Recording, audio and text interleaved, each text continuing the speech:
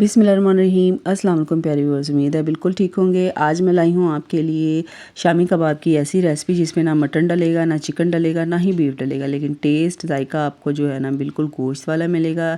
इतने आसान जो है ना ये बन जाएंगे, बहुत जल्दी बन जाने वाली ये कबाब की रेसिपी है और बहुत मज़ेदार ज़बरदस्त है। ठीक है, तो आइए टाइम ज़ाय के बगैर रेसिपी शेयर करती हूँ। इसके लिए मैंने 1 पाव चने की दाल ली है। इसको रात भर भिगो के इसको बॉयल कर लिया था और उसके बाद इसको हमने कुंडी में अच्छी तरह से बारीक पीस लेना है। ठीक है, उसके बाद एक बाउल में हमने आलू डालने हैं। ये आलू जो हैं बॉईल किए हुए हैं, ये आधा किलो से ऊपर थोड़े से हैं। ठीक है, इनको हमने ग्रेट कर लिया था अच्छी तरह से।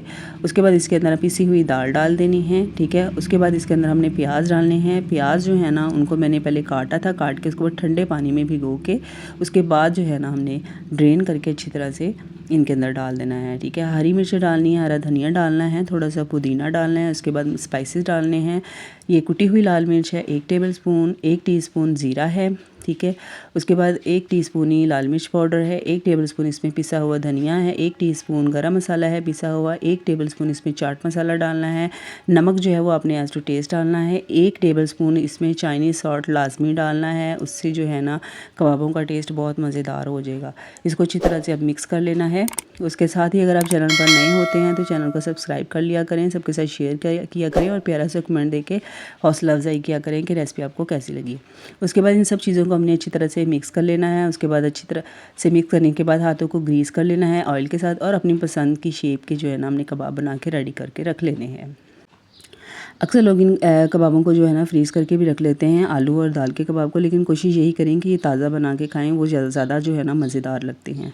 ठीक है, उसके बाद 2 अंडे जो है इनको अच्छी तरह से बीट कर लेना है। नमक और काली मिर्च थोड़ी सी एज टू टेस्ट डाल लेनी है। उसके बाद एक एक कबाब उठाते जाना है और इनको हमने मीडियम फ्लेम पे जो है ना इनको फ्राई कर लेना है।